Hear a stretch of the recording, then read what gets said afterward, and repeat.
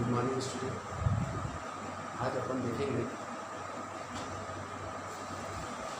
Classical sociological thinker में American समाजशास्त्री टाल्टर Parsons के बारे में। जैसे कि आप लोग जानते हैं कि अमेरिकन समाजशास्त्री टाल्टर पार्सन्स एक प्रकारवादी सिद्धांत वेत्ता थे। इनका जन्म अमेरिका में सन 1902 में हुआ था और इनकी मृत्यु 1978 में हुई थी। ये एक प्रख्यात प्रकारवादी सिद्धांत वेत्ता थे।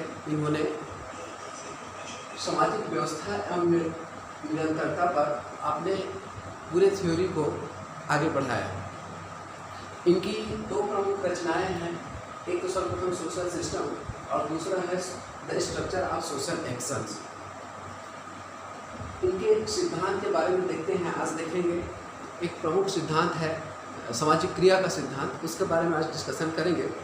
तो पार्सन्स के सामाजिक क्रिया के सिद्धांत को समझाने के पहले मैं सामाजिक क्रिया के बारे में जो एक प्रमुख विद्वान थे मैक्स वेबर, जिन्होंने सामाजिक क्रिया के बारे में पहले से पूर्ण अवधारणा दे दिया था, उसके बारे में पहले डिस्कशन करेंगे कि उन्होंने सामाजिक क्रिया के बारे में क्या बताने का कोशिश किया है।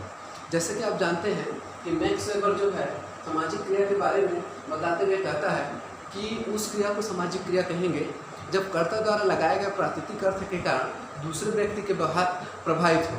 माने कहने का मतलब मैक्स वेबर के अनुसार सामाजिक क्रिया में, अर्थात मैक्स वेबर के सामाजिक क्रिया में दो तीन चीज़ों को होना अनिवार्य है। एक सर्वप्रथम कर्ता, दूसरा परिस्थिति, तीसरा साधन और चौथा लक्ष्य। माने कर्ता, परिस्थिति, साधन और लक्ष्य।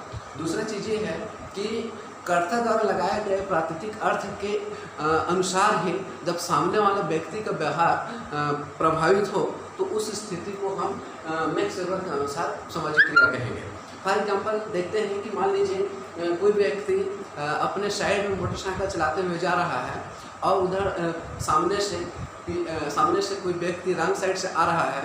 तो रॉन्ग साइड में आने वाला व्यक्ति ये जान रहा है कि चूँकि मैं रॉन्ग साइड में चल रहा हूँ और मैं टकरा जाऊँगा मोटरसाइकिल वाले से, तो उस स्थिति में क्या है कि सामने वाला मेरे को गाली गलौज करेगा और वास्तव में वो क्या है टकरा जाता है और उन दोनों के बीच में विवाद उत्पन्न होता है। तो उस स्थिति को मैक्स वेबर के अनुसार सामाजिक क्रिया कहेंगे।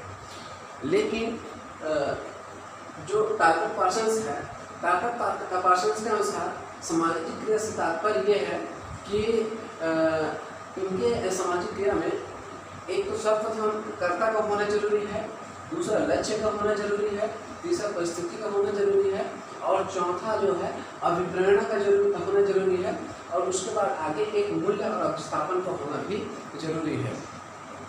कर्ता से तात्पर्य है कि जब दो या दो से अधिक व्यक्ति आपस में मिलेंगे और उनके बीच अंतःक्रिया होगी, अंतःक्रिया होने के बाद एक सामाजिक व्यवस्था का निर्माण होगा। ठीक है, और इस सामाजिक व्यवस्था के निर्माण के लिए एक विशेष प्रकार की परिस्थिति या भौगोलिक परिस्थिति होना अनिवार्य है। इस भौगोलिक परिस्थिति में एक निश्चित तौर पर सामाजिक परिस्थिति रहेगी और दूसरा एक सांस्कृतिक परिस्थिति का रहना भी अनिवार्य है। इसके अलावा पार्सन्स के जो सामाजिक क्रिया है उसमें अभिप्रेरणा का होना अनिवार्य है। अभिप्रेरणा में तीन प्रकार के अभिप्रेरणा शामिल है। एक संज्ञानात्मक अभिप्रेरणा, दूसरा कैथेटिक अभिप्रेरणा, तीसरा मूल्यांकनात्मक अभिप्रेरणा। ये अभिप्रेरणा कर्ता को क्रिया करने के लिए प्रोत्साहित करते हैं। संज्ञानात्मक अभिप्रेरणा में जैसे मान लीजिए कोई व्यक्ति आईएएस का एग्जाम देता है। अब आईएएस के एग्जाम में उसमें उनको अंदर से ये लगेगा कि जब मैं आईएएस फाइट कर लूँगा तो उस स्थिति में मुझे बंगला, गाड़ी, मान सम्मान, पद प्रतिष्ठा ये सब जो मिलेगी तो उसको वो क्या है संज्ञानात्मक अभिप्रेरणा के रूप में लेता है। दूसरा है कैथेटिक अभिप्रेरणा। कैथेटिक अभिप्रेरणा क्या होता है कि यदि कोई कर्ता सामाजिक क्रिया करता है तो उसको आंतरिक संतुष्टि मिलती है। जैसे फॉर एग्जाम्पल मान के चलिए कि कोई व्यक्ति मछली पकड़ने जाता है तो मछली पकड़ने से उसको अंदर ही अंदर खुशी महसूस होती है। ठीक है, इसके अलावा मान लीजिए कोई चोर है, चोरी करने जाता है तो उसको भी आंतरिक खुशी मिलती है कि चलो मैं चोरी कर रहा हूँ और इससे मेरे को आने वाले समय में बेनिफिट्स मिलेंगे। ठीक है, इसके बाद है मूल्यांकनात्मक अभिप्रेरणा। मूल्यांकनात्मक अभिप्रेरणा से तात्पर्य है कि कोई भी कर्ता जब सामाजिक क्रिया करेगा तो उस स्थिति में उसको आने वाले समय में जो भी धन संपत्ति जो आर्थिक स्थिति से जो बेनिफिट्स मिलेंगे तो उसको प्रासंगिक मूल्यांकनात्मक अभिप्रेरण का नाम दिया है।